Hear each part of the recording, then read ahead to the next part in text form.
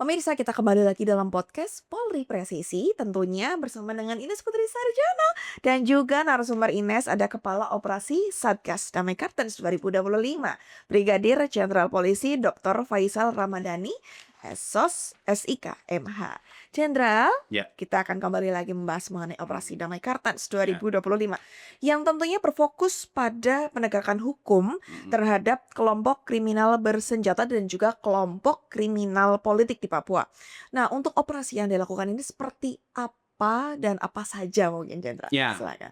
Yang pertama bahwa operasi Damai Ya, Karten adalah operasi kepolisian, mhm, ya, yang mengedepankan penegakan hukum.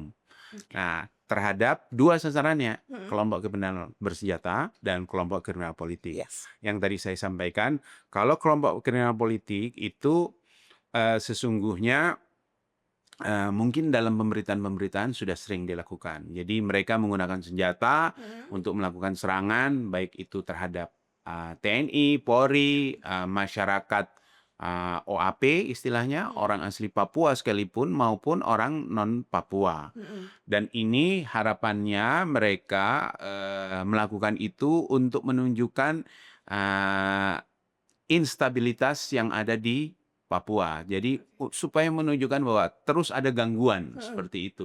Nah, terus ada gangguan itu harapannya untuk menunjukkan eksistensi mereka.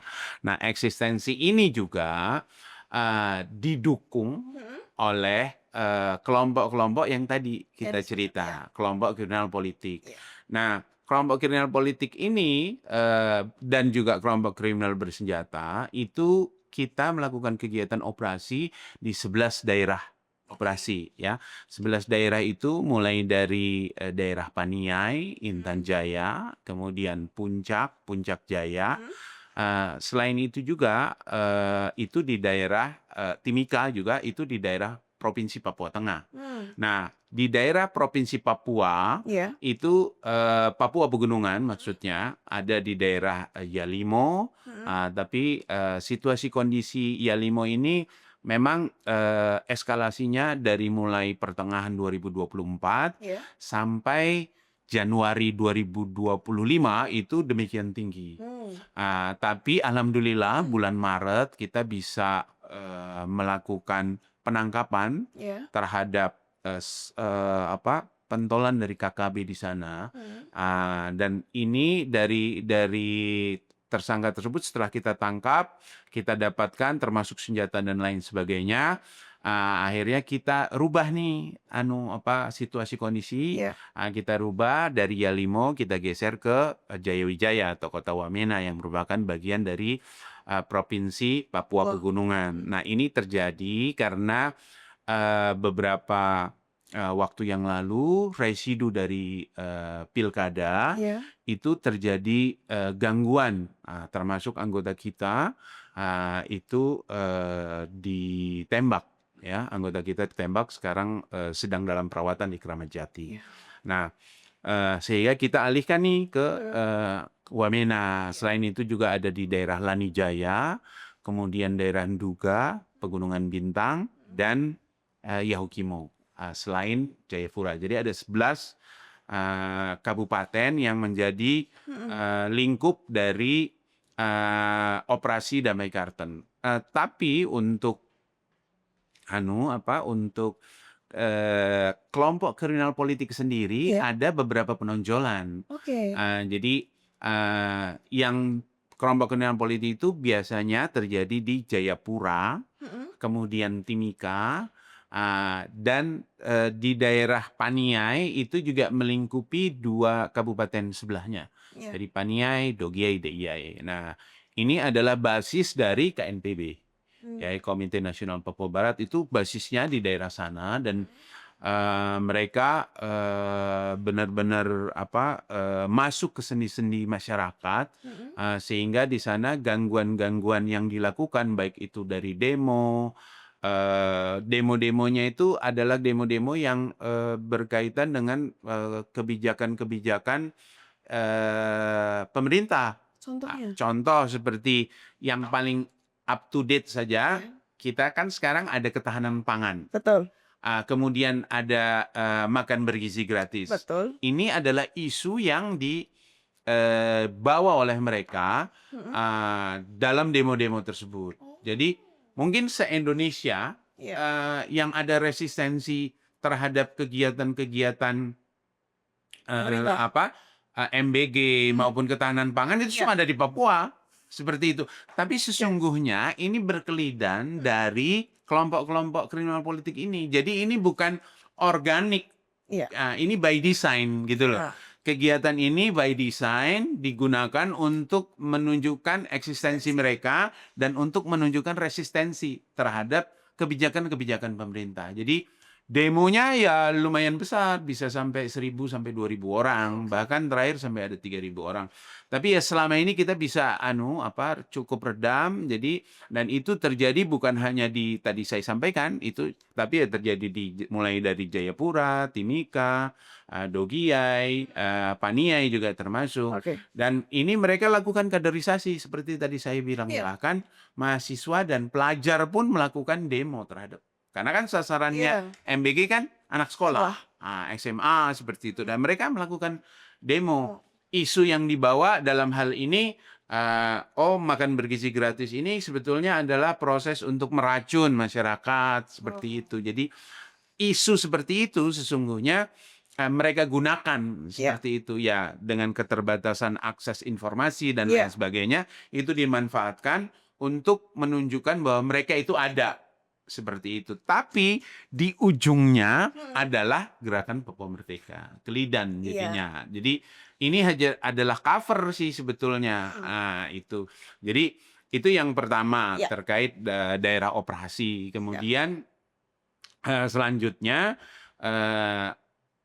mereka juga kegiatan-kegiatan mereka ini biasanya berkaitan dengan isu-isu yang juga mereka rancang seperti isu rasisme Oh. seperti itu. Jadi Oke. di Papua hal itu merupakan isu-isu yang selalu dikumandangkan. Jadi kejadian tahun 2019 Iya. di mana pada saat itu ada awalnya kan ada demo di Surabaya. Betul. Demo di Surabaya terkait rasisme. Iya. Tapi nanti ini dibawa di Papua dan akhirnya terjadi demo yang anarkis di Iya. Papua. Jadi isu rasisme adalah isu yang selalu digaungkan oleh kelompok-kelompok ini. Selain itu juga terkait masalah pelanggaran HAM. Iya. Memang kalau kita flashback ke beberapa tahun yang lalu, Iya. ada beberapa kejadian yang kejadian-kejadian itu merupakan bahan bakar bagi mereka. Iya. Seperti kejadian di Wamena, di Wasior, kejadian di daerah-daerah yang dalam tanda petik mereka anggap sebagai pelanggaran HAM, dan tentunya dalam hal ini dianggap sebagai hal yang belum terselesaikan. Iya. Seperti itu. Nah, selain itu juga ada beberapa hal ya terkait masalah PSN, proyek strategis nasional di Merauke, di mana di Merauke itu ada proyek untuk sebetulnya adalah proyek untuk ketahanan pangan. Iya. Akan tetapi ini dianggap sebagai deforestasi gitu loh. Jadi menghancurkan hutan dan lain sebagainya seperti itu. Dan isu ini adalah isu yang sangat in di Papua. Seperti itu ya. Jadi bagaimana di Papua itu ada ada tambang, Iya. ya, ada penolakan terhadap eksploitasi alam seperti itu adalah hal-hal yang selalu menjadi isu-isu yang dibangun oleh Terus. ya. Nah, ini nggak bahasanya apa ya? Nggak beres-beres gitu loh. Hari ini isu itu muncul lagi, ini isu muncul lagi, dan terakhir isu yang ya dibangun itu adalah DOB. Jadi ada beberapa daerah yang dirancang atau dikembangkan untuk pembangunan lebih baik lagi, sehingga perlu ada daerah otonomi baru. Nah, ini juga menjadi isu seperti itu, dianggap sebagai eksploitasi terhadap masyarakat Wilayah, Papua, iya. seperti itu. Baik.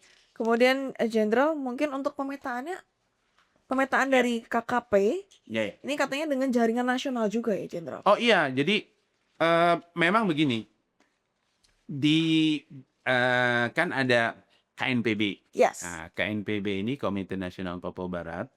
Nah, KNPB ini dia mengkaderisasi. Biasanya Iya. yang menjadi kader itu yang menjadi kader itu dari AMP. Bahan bakarnya itu dari AMP, Aliansi Mahasiswa Papua. Iya.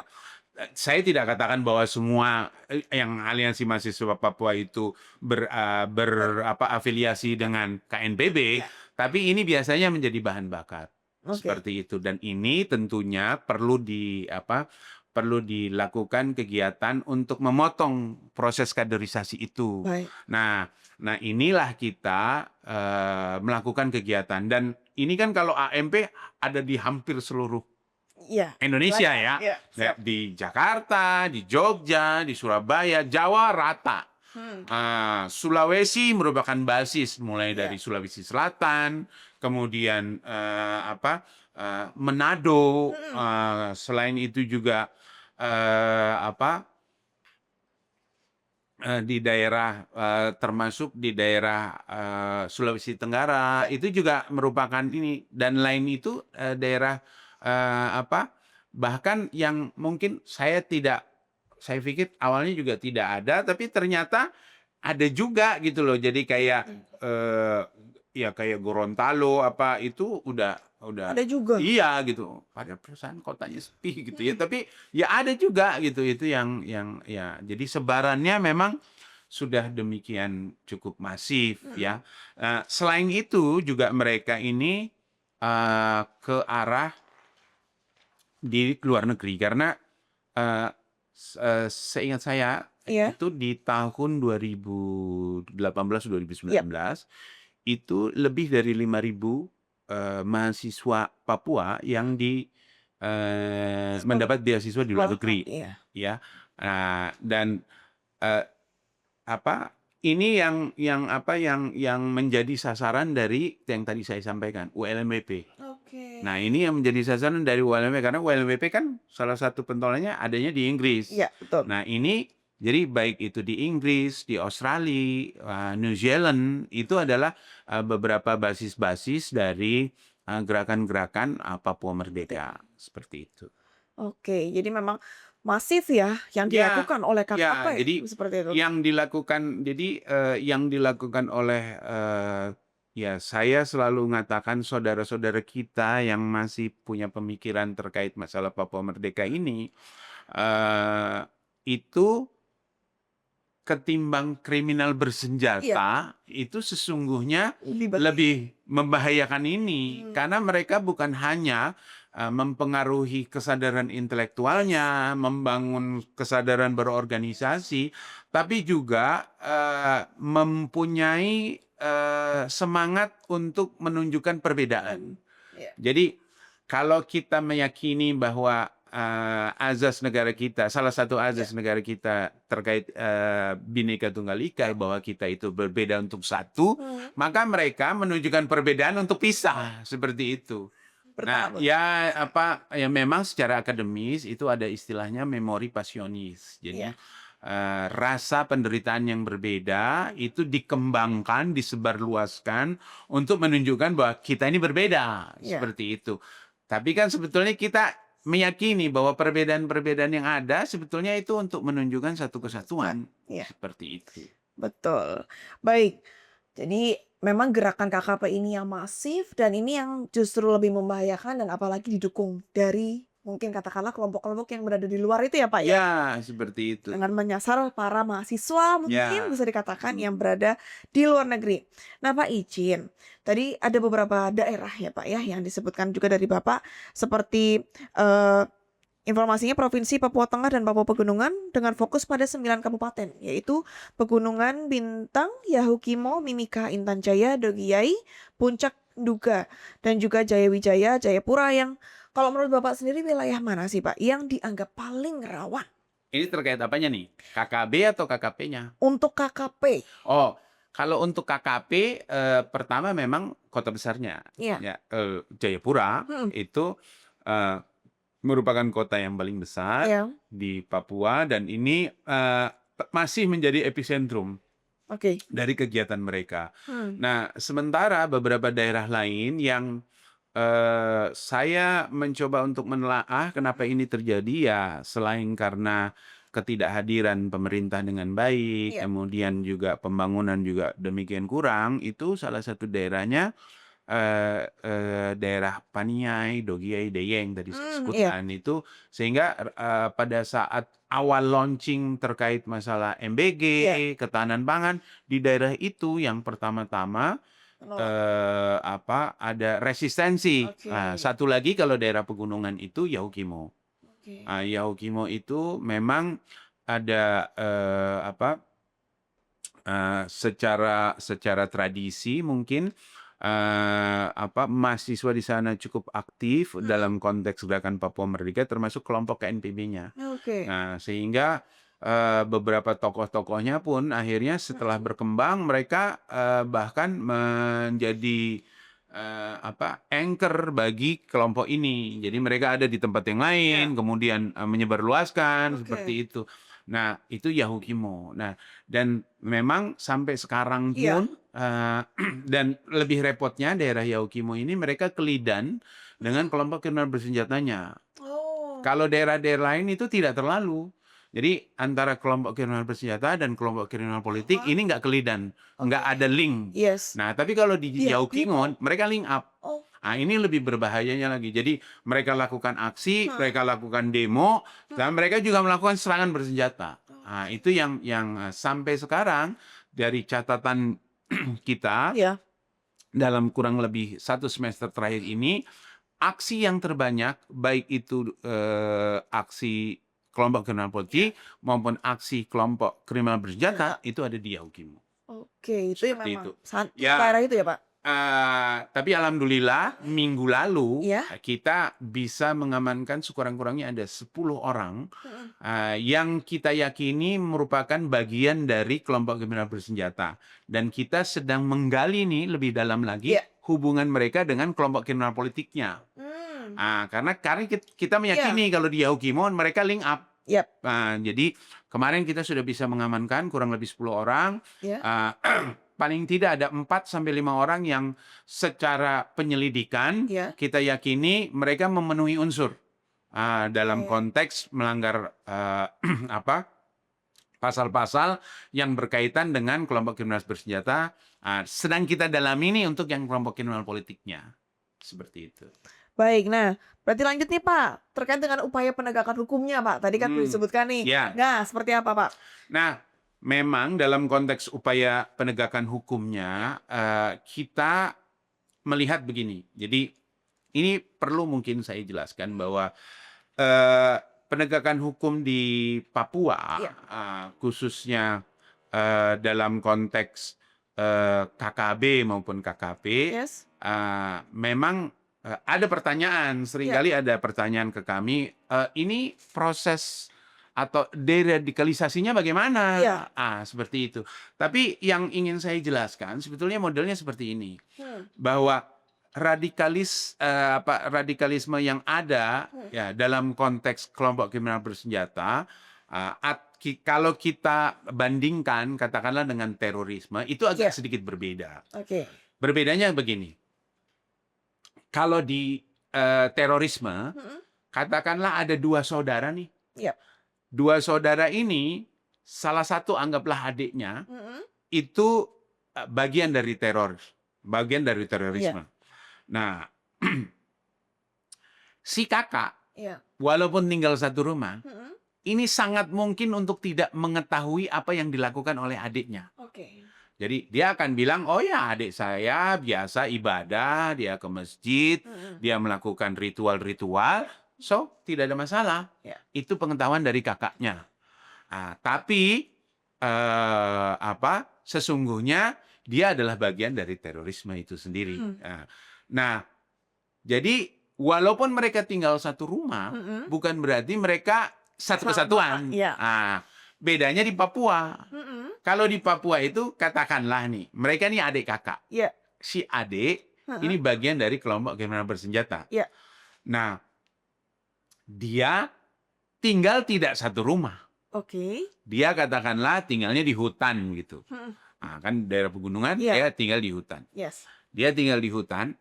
Nah, si kakak tahu karena adiknya itu menjadi bagian dari kelompok kriminal bersenjata. Oke. Nah, tapi ketika adiknya minta tolong untuk katakanlah bahan makanan untuk dia makan, maka kakak ini punya tanggung jawab secara adat untuk menyantuni, untuk mencukupi hal tersebut terhadap adiknya.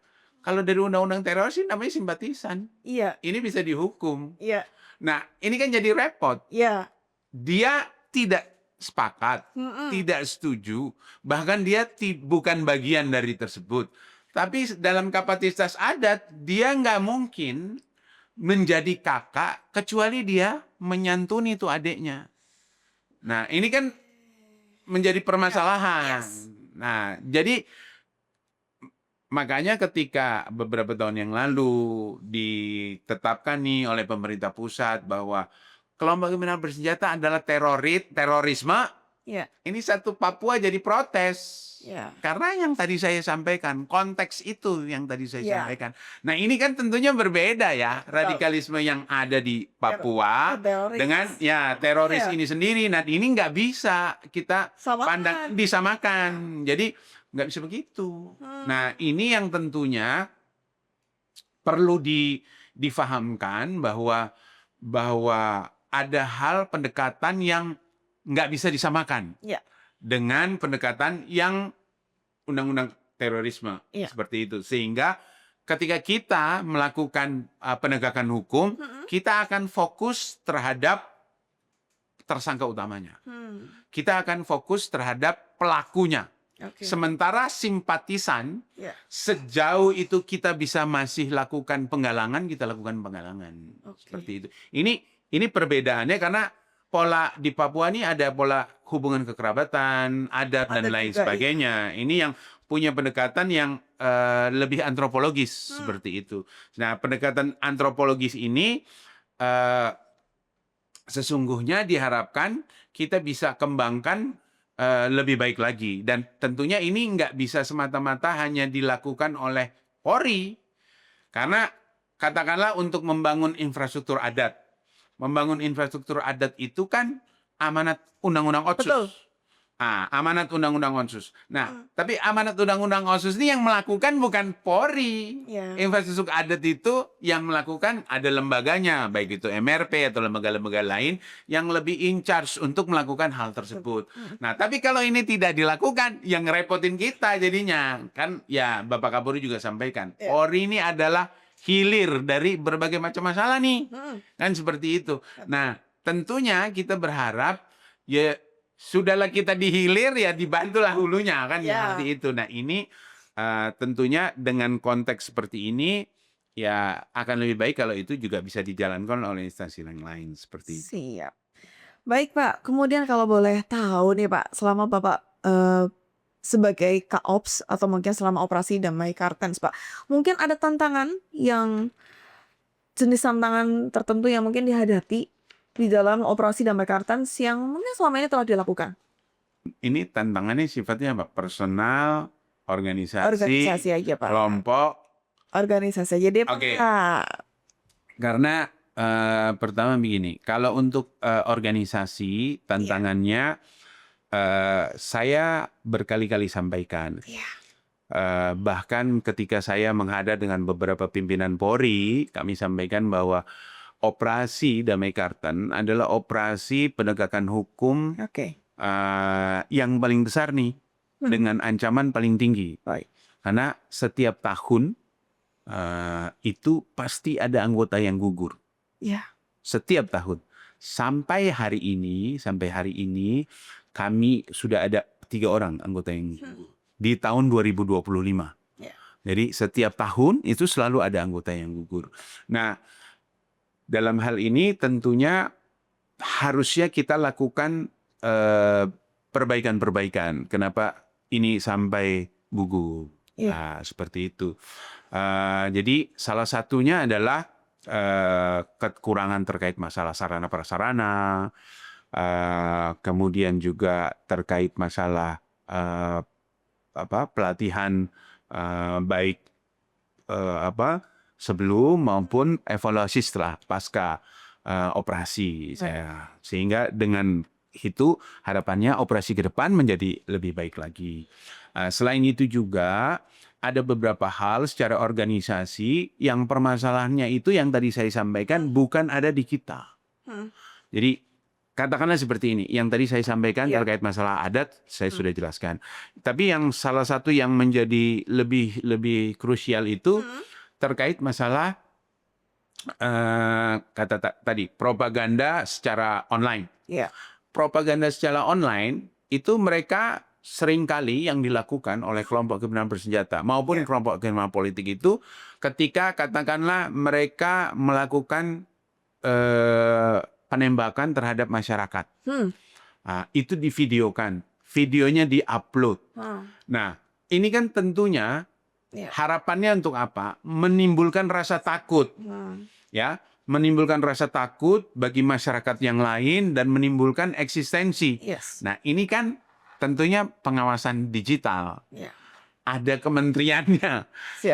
Tapi ternyata undang-undang kita nggak cukup support untuk itu. Saya sudah pernah koordinasi dengan Dirjen Pengawasan Digital, itu kendalanya di situ. Nah, masalahnya ada, permasalahannya kita bisa petakan, solusinya kita bisa tawarkan, tapi terkendala undang-undang. Nah, itu yang secara organisasi. Salah satu juga yang menjadi yang cukup krusial di beberapa waktu belakangan ini yang menjadi cukup masalah. Selain masalah itu tentunya adalah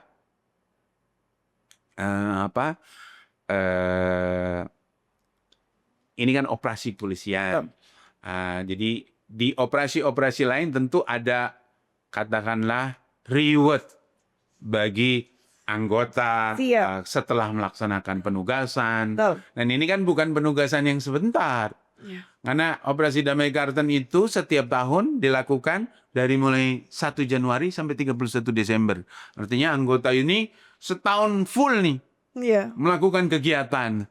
Nah, setelah selesai kegiatan, sesungguhnya mereka sangat layak untuk mendapatkan reward.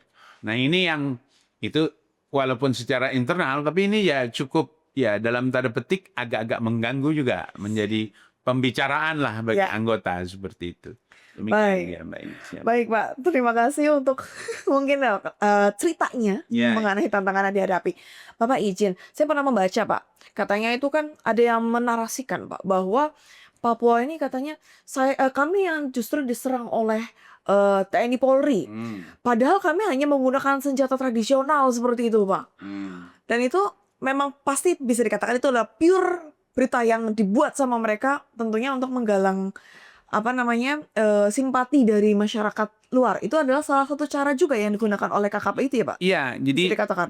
Biasanya begini, jadi modus atau konsep cara bekerja mereka itu walaupun mereka secara hubungan antara kelompok kriminal bersenjata dan kelompok politik itu nggak link up, tapi mereka biasanya saling memanfaatkan situasi. Jadi umpamanya di Papua kita akui bahwa di sana punya sumber daya alam yang sangat luar biasa. Salah satu sumber daya alamnya itu emas. Nah, ada di beberapa daerah itu dimanfaatkan oleh orang-orang yang tidak cukup bertanggung jawab. Sehingga ada kegiatan-kegiatan petiak emas tanpa izin. Nah, ini difasilitasi oleh beberapa orang. Ini masif. Yang datang untuk melakukan pendulangan tanpa izin itu bukan cuma 1.000, 2.000, ribuan orang. Nah, ini kadang-kadang kelompok kriminal bersenjata ini melakukan serangan terhadap para pendulang itu. Dengan dalih mereka merupakan bagian dari TNI Polri. Akan tetapi sesungguhnya pada kenyataannya setelah kita lakukan pendalaman, ini urusannya mereka minta ya bahasa ininya japrem lah. Jatah preman tidak dikasih, akhirnya dibunuh. Oke. Nah, ini kemudian oleh kelompok kriminal politik diviralkan. Di framing. Ya, di framing dengan agenda setting bahwa TNI Polri menyusupkan intelijennya segala macam seperti itu, dan ini dibuat berseri seperti itu. Ini biasanya yang mereka selalu lakukan seperti itu. Nah, tentunya dalam hal ini itu merupakan bagian tadi saya sampaikan dari propaganda-propaganda mereka seperti itu. Baik. Pak, untuk mungkin katakanlah propaganda yang dilakukan oleh mereka, apakah mungkin memang ada katakanlah waktu-waktunya yang tepat mungkin untuk digunakan Itu oleh memang menarik juga. Ya. Kita sih sudah petakan. Jadi kita sudah petakan bahwa dalam 1 tahun Ya. sesungguhnya mereka ini punya agenda atau bahasa kita ya kalender Kamtibmas lah. Ya, bahasanya kalender Kamtibmas. Ya. Anggap contoh saja seperti ini. Yang paling kuat itu biasanya 1 Mei. 1 Mei itu adalah hari integrasi.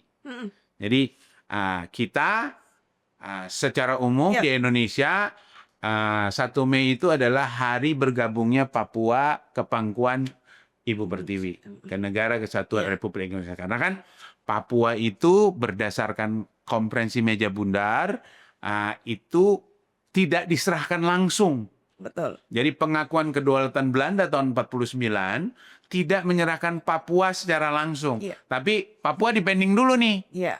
Nah, tahun 63 1 Mei itu dianggap sebagai hari kembalinya Papua ke pangkuan Ibu Pertiwi. Ya.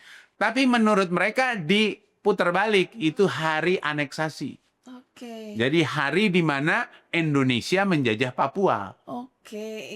Sebetulnya harusnya ceritanya dari KMB dong. Yes. Kan seperti Betul. itu. Ceritanya bahwa Belanda nggak mau kasih. Dia tunda-tunda. Kenapa? Karena Belanda berharap Papua menjadi daerah tropis bagi orang-orang Eropa.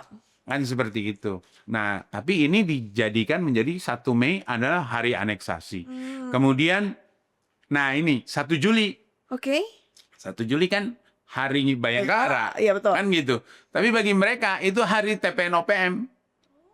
Jadi HUT TPN-OPM. TPN itu Tentara Pembebasan Nasional Organisasi Papua Merdeka. Jadi hari di mana kita upacara, Ya.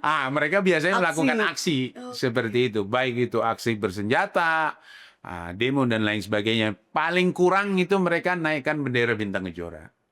Kemarin juga termasuk, Pak? Ada. Oke. Jadi pas lagi 1 Juli kemarin ada 2 tempat yang mereka naikkan Bintang Kejora seperti itu. Oke. Baik, Pak. Kemudian Pak, KKP dan KKB ini kan bisa dikatakan tantangan serius bagi keamanan dan stabilitas di Papua. Selain upaya penegakan hukum, bagaimana Pak dengan strategi deradikalisasi yang tadi sempat Bapak singgung yang perlu dilakukan untuk mengatasi kelompok-kelompok ini, Pak? Ya, sekali lagi tadi saya sampaikan bahwa sebetulnya yang mereka lakukan itu di awal adalah bagaimana mereka mencoba untuk membangun kesadaran intelektual. Ya. Ya, kesadaran intelektual itu tentu kalau bahasanya kan secara konsep, kalau ideologi ya dilawan dengan ideologi. Yes. Kalau pendidikan ya dilawan juga dengan pendidikan. Seperti itu. Nah, beberapa tahun yang lalu sesungguhnya di Operasi Damai Karten 2022 kita ada Satgas Bimas Noken. Ya. Satgas Bimas Noken itu satgas yang punya kegiatan pendekatannya lebih ke preventif. Oke.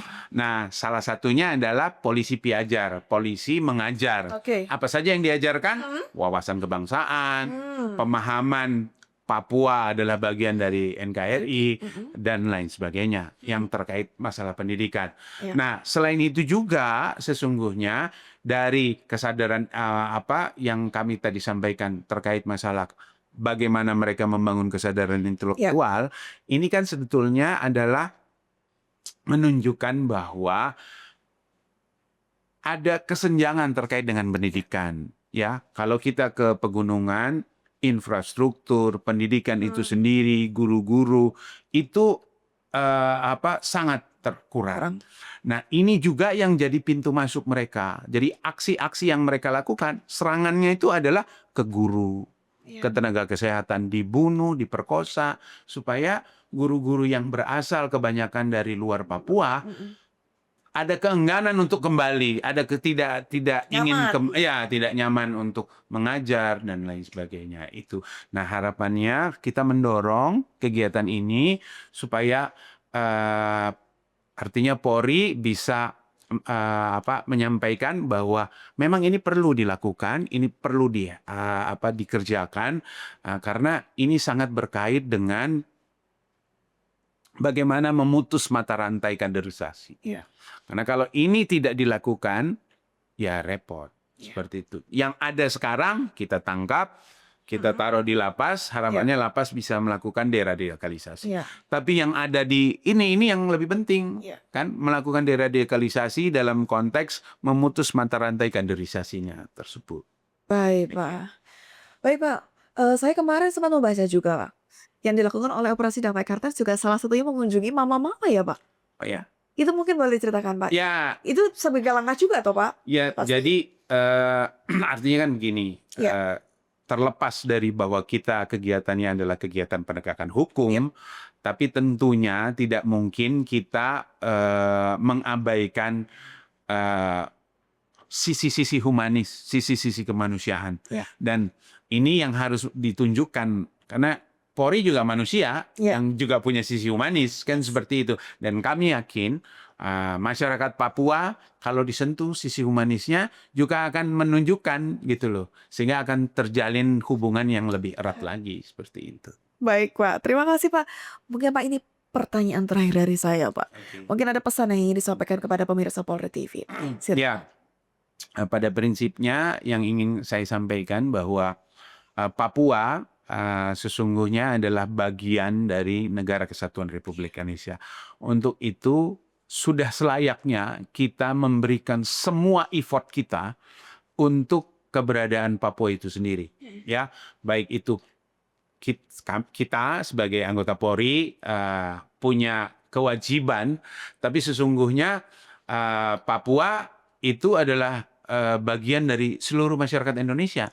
Ya, bukan cuma Polri, tapi ya seluruh masyarakat harus bersama-sama bahu-membahu sehingga Papua tetap ada di pangkuan bumi pertiwi.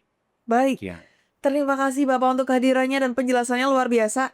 Karena saya jadi semakin tahu bahwa situasi di sana memang sedemikian complicatednya. Banyak hal yang mungkin berusaha untuk dimasuki ya katakanlah, tetapi dari langkah yang dilakukan oleh teman-teman dari yang bergabung dalam Operasi Damai Kartens ini sejauh ini alhamdulillah masih bisa untuk menangani dengan baik ya Pak. Amin. Terima kasih Pak untuk kehadirannya, mudah-mudahan kita ada kesempatan lagi Pak untuk berbincang ya Pak ya. Iya. Baik pemirsa, itulah tadi kebersamaan kita bersama dengan Kepala Operasi Damai Kartens Brigadir Jenderal Polisi Dr. Faisal Ramadhani, SOS SIKMH. Dan kita akan berjumpa kembali pemirsa tentunya di episode berikutnya. Dan kita pamit undur diri ya. Dan salam presisi.